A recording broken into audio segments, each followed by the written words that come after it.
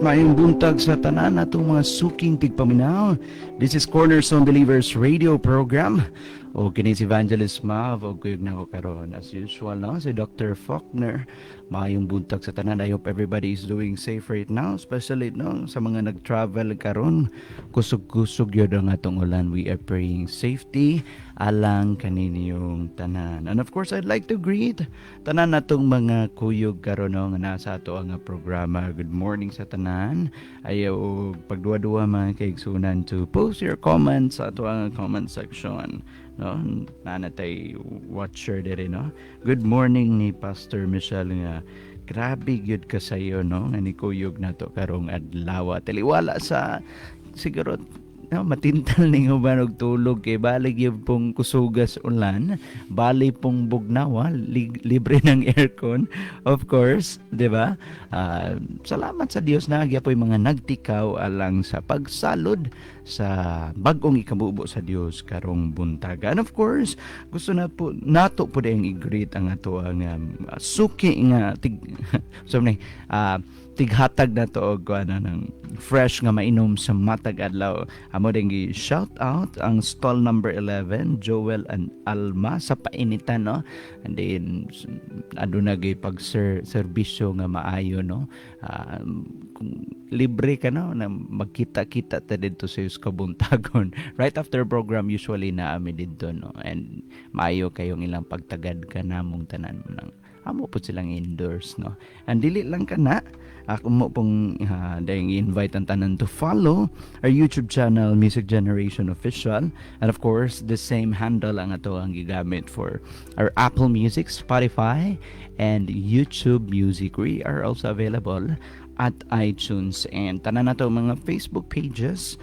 We have Cornerstone Believers Radio Program, CB Church Connect, Counterflow, and Sips of Scriptures. And anamon na natog move mga kaigsunan because of some conflicts sa ato ang accounts from Cornerstone Believers Radio Program. Ato na siyang ibalhin na itong programa sa Unworldly Thoughts pohon no.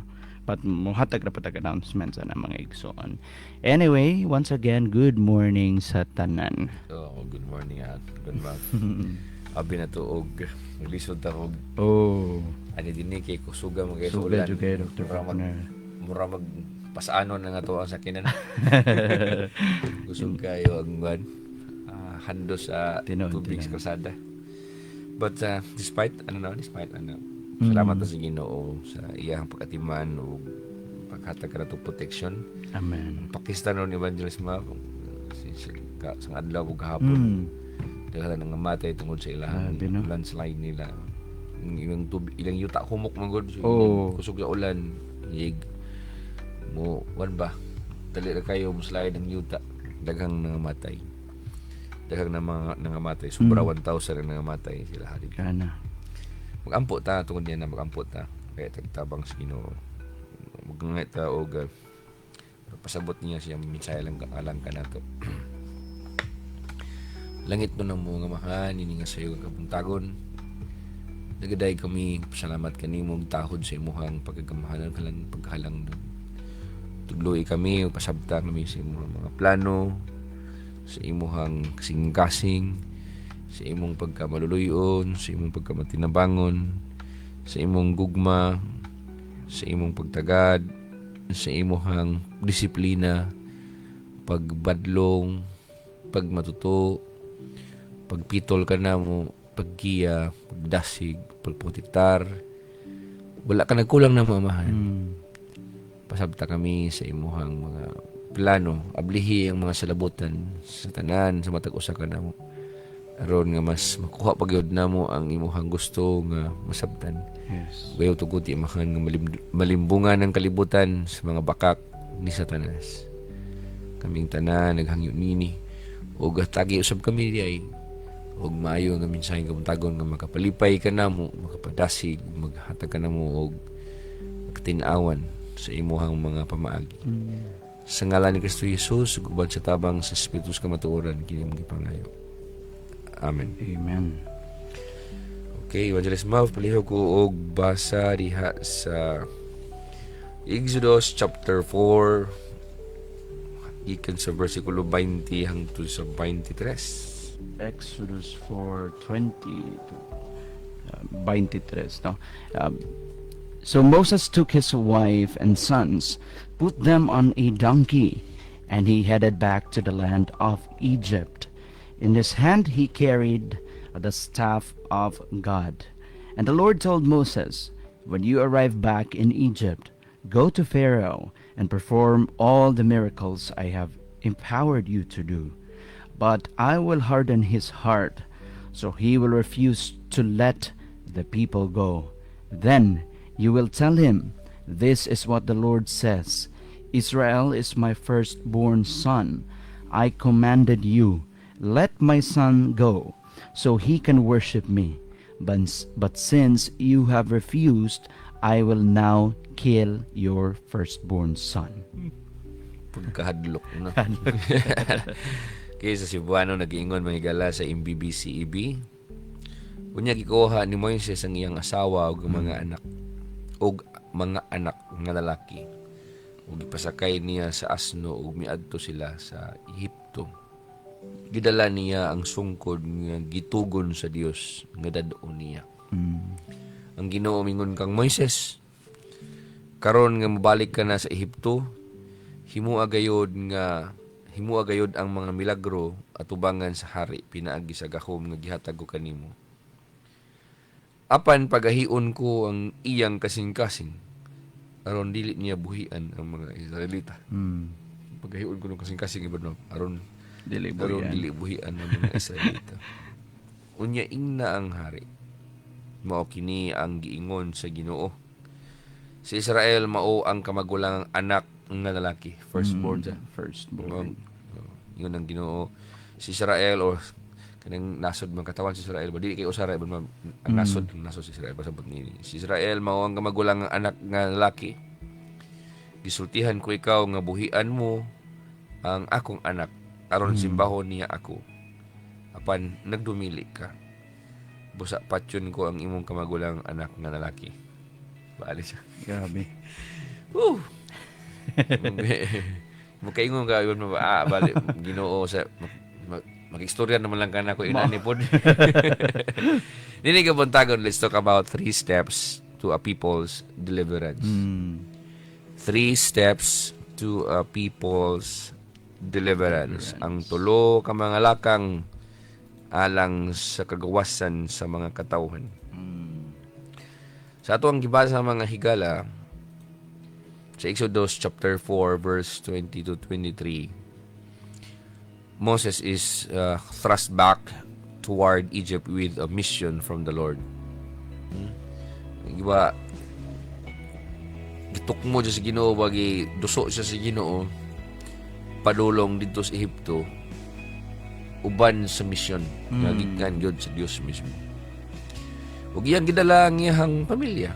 Kaingon diri man sa mga iyang mga anak. Si Moses isip nga propeta, dili day usalay anak, more than one kay mga man ang sigutan. Iyang gidala ang iyang mga anak, iyang gidala ang asawa of course, and he carried God's staff. Iyang gidala ang sungkod nga tong giingon si Ginoo niya, and faces a declaration that centers on Israel's identity and God's demand. Nagatubang siya gusa ka deklarasyon nga nakasentro sa kung kinsa sa Israel nga sa mata sa Dios isip niyang kamagulangan ug nga dunay demand ng Dios alang kang paraon ora hari sa Ehipto. So kini nga passage nag-aangkla kini siya sa tulo ka kamaturan. Naka-anchor ni siya sa three truths. Number 1, the seriousness of God's call. Ang pagkaseryoso sa tawag sa Dios. Second, the necessity of obedience despite obstacles. The necessity of obedience despite obstacles. Ang kamahinungdanon sa pagsugot bisan pagdunay mga babag. Ug ikatulo, and the grave stakes of rejecting God's deliverance. Unsa may piligrosong nakasalalay kung imuhang isalikway ang kagawasan nga ihatag sa Dios. So ang background ni mga higala mao nga di ba human sila nagatubang sa Dios silang Moses dito sa burning bush. I mean sa burning bush siya nagsiga nga sa pinit nga wala maugdaw. God commissions Moses to confront Pharaoh. And Moses returns to Egypt with signs already promised nga ang staff, ang sungkod, may mong serpent, nga gikan sa serpent, may wala pong balik sungkod. Dayon ang kamot nga nahimong sanglahon nga balik mo tang sa kubo nahimo na pong naayo. So dunay mga signs daan niya ningon pag nang Ginoo ko di pa sila mutuo na pay katulo pag kung tubig gikan sa suba sa Nilo or Nile River ibukbo ni sa yuta ug mahimo kini isang dugo. Makita sad dato nga dunay nakasulat nini sa ato ang passage nga dunay consequence for Pharaoh's refusal. Kung supak man gani gyud ang paraon, aduna dunay consequence. Karon abog wa pa jud kitang bersikulo sa Biblia iban nga ang tawo supak sa Ginoo nga walay consequence. Mao. Naagi na say consequence. Og ang kita sad nato nga kini nga atong story ni karon ang key figures diri sila ra si Moses, yang family, ang Dios nga nagistorya ug ang paraon nga maoy ultimate obstacle.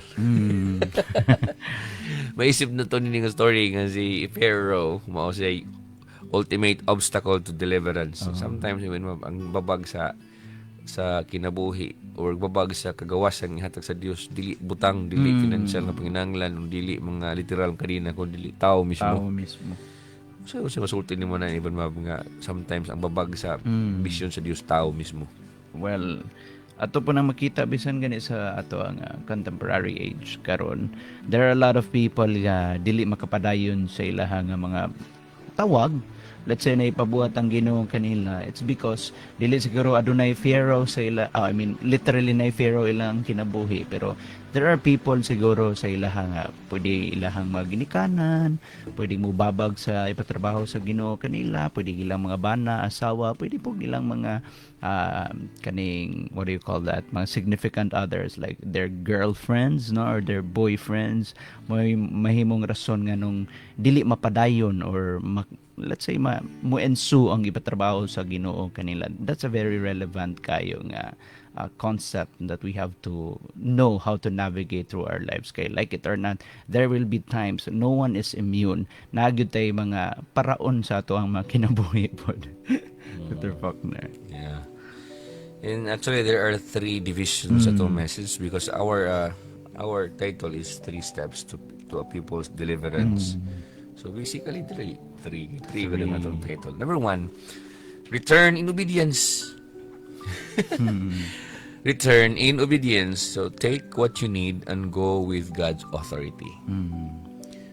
Balik kay ingon man ang Ginoo nga balik dito, balik sa Egypt, pabalik ko man sa Dios. So buhaton nimo kung inon ka sa Ginoo balik. Balik yun. Balik sa pagsugot. O inon ka sa Ginoo buhatan na. And take what you need and go with God's authority. Inon ka sa Ginoo evangelist mga pag-ampo. Inon ka sa Ginoo mag-fasting. Inon ka sa Ginoo nga uli dito, ay sige, supak-supak nga di sa Lord. Wanra ko ilay padala. So, return in obedience. Kay kinahanglan man gyud ang physical presence ni Moses nga moadto didto. So dili siya pwede nga mingon siya sa Ginoo nga Ginoo, powerful man ka wa malisod nimo.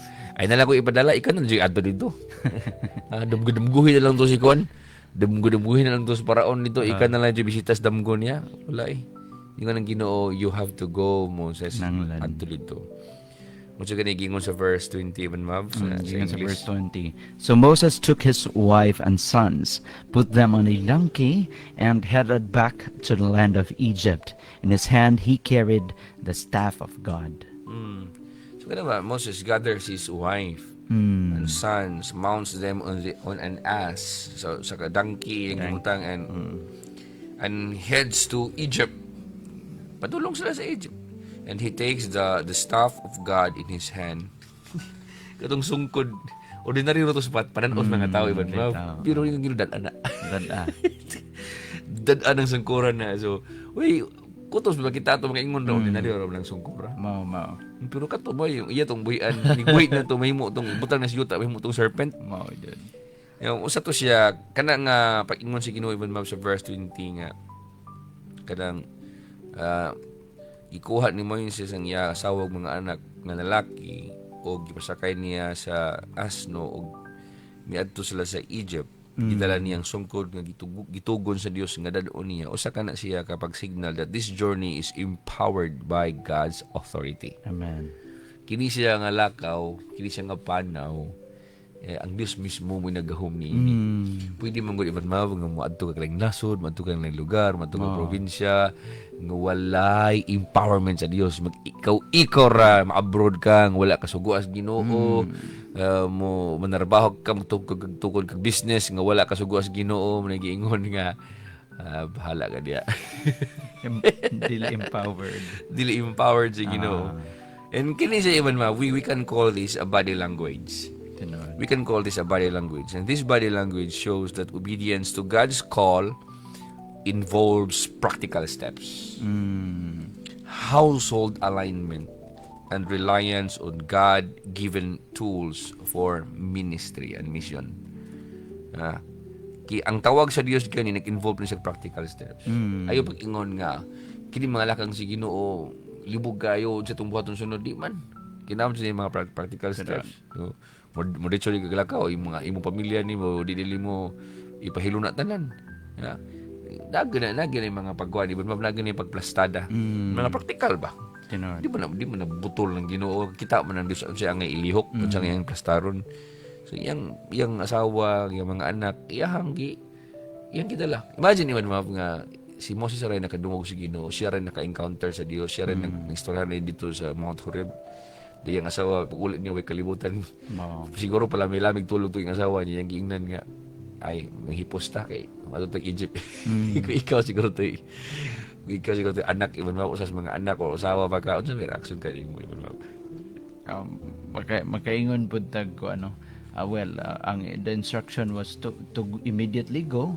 And siguro if katong asawa ha, dili po siya kumbinsido sa Dios nga gisimba ni Moses, it would be difficult for the both of them.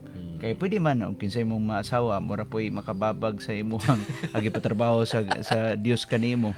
So bintaha gyud pud nino nga naayo pagtudlo ni Moses siguro niyang asawa kay ni uban man. Pero ang the trouble there is kung managtiayon sila pero wala sila, they don't share the same values, or if they don't share the same faith, pwede nga mura po'y rason nga mabitad si Moses.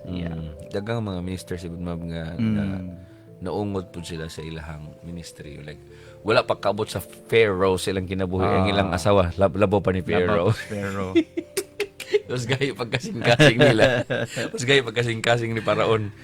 Mo na kuya sa mo na problema kay na. So when God calls you,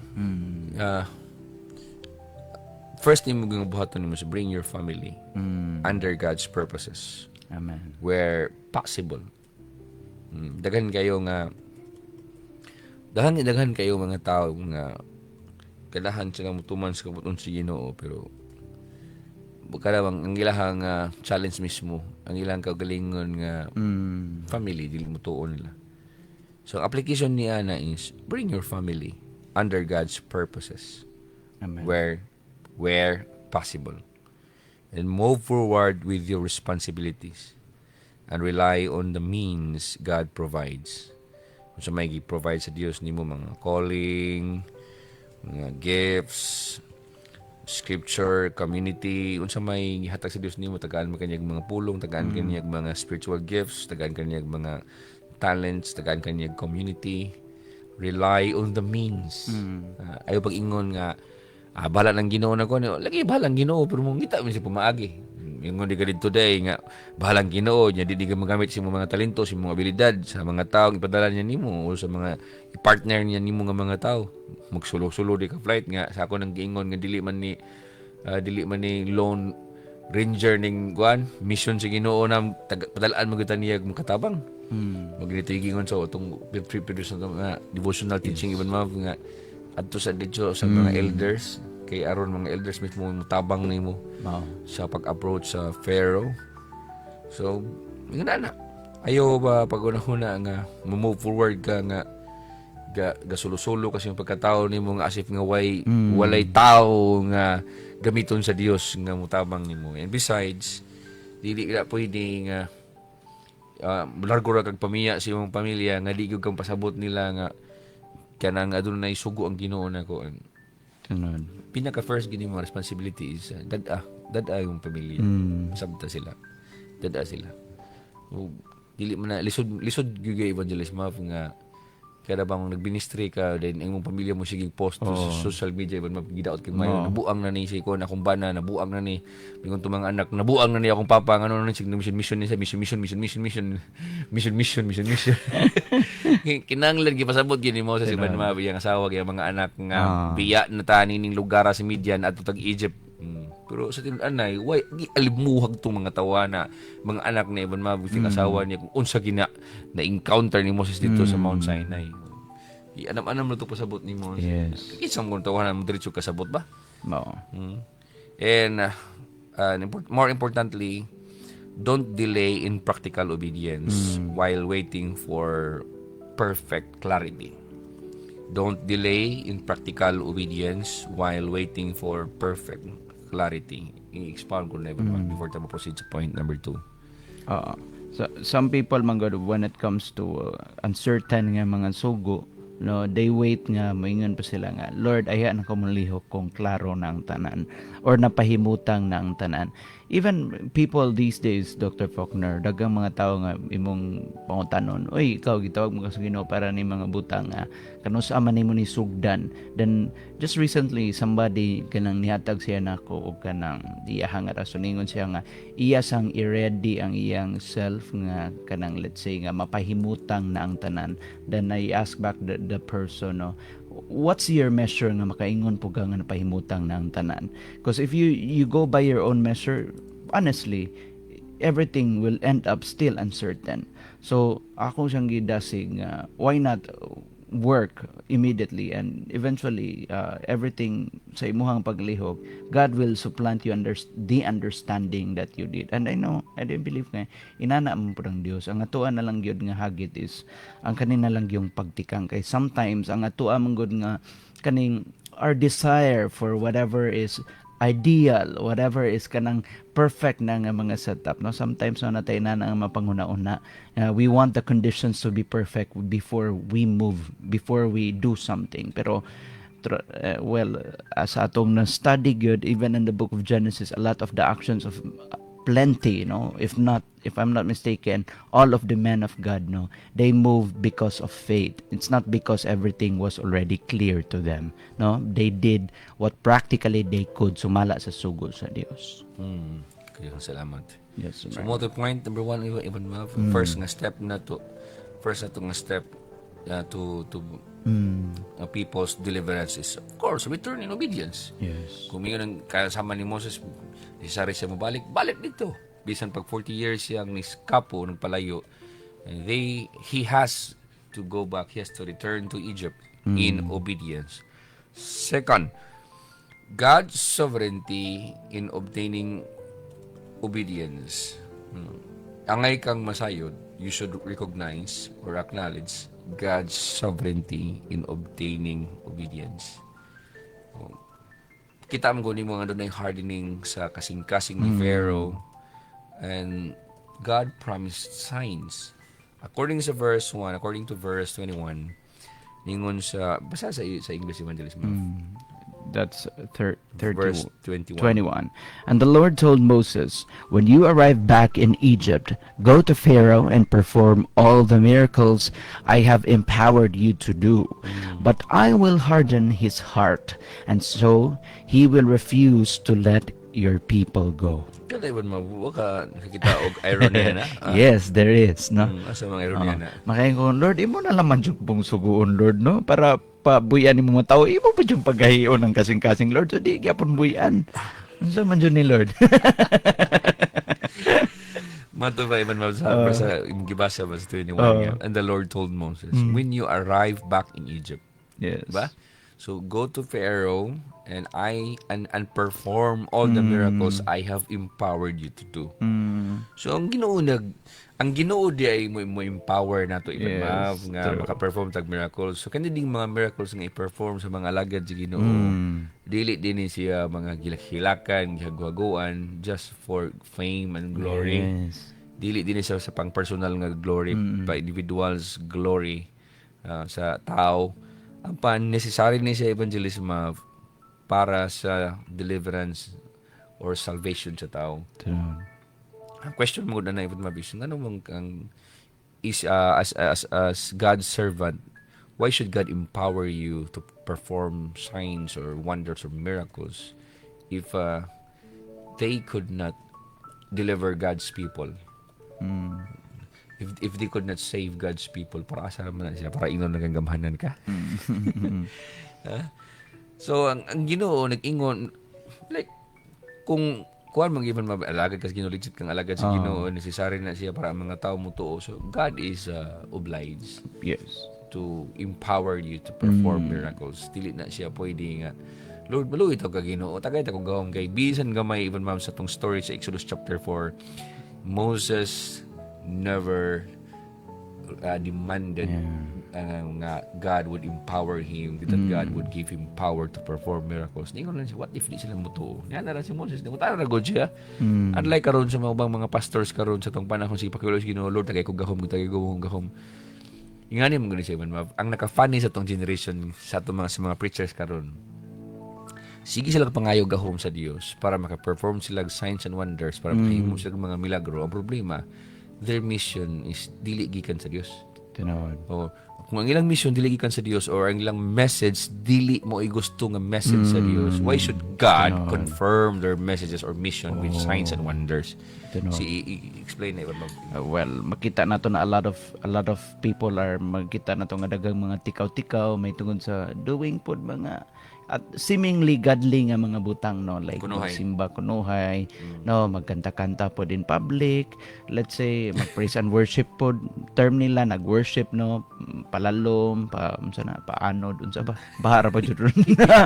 Pero unless of course, no, ang Dios mo nagpalihok nimo ana mga butang, if it's gonna be void of any signs, miracles and wonders, gani man mga manifestations of God's power, mingon gyud pud tang those things, it's good seemingly, no, it can stimulate whatever senses that you have, no, you will have the sensation that you're in worship, but ultimately to what end, no, does it bring all of us, does it generate any productivity at all when it comes to God's goal for the kingdom, His kingdom aning kalibutan na manamain kung mas nindot yun to, no, nga when we do something, it's in line really with the call that God has commissioned us to do. Kay sultihan tikaw sa mas naitabo sa mga alagad sa Dios dire, nagyoy pagpanghinlabot sa mga signs, miracles and wonders. And the sad thing about these days, kung kinsa pa tong nangatunong katong mga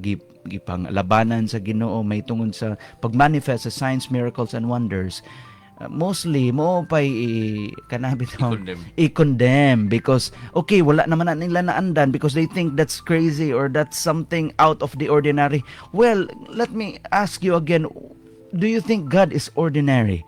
If you go back sa ato ang magipangtunan, makita nimo ang Dios mo empower man. And if that's something that you are doing right now is void of power, it's maybe high time nga imong i-recollect ang whatever it is that you're doing right now and try to reassess na tunong pabakos gipatawag sa Ginoo kanako, so that also makarelate na pug ka, no, one day makarelate ra gyapon ka, no, if matunong na gipatawag sa Ginoo nimo.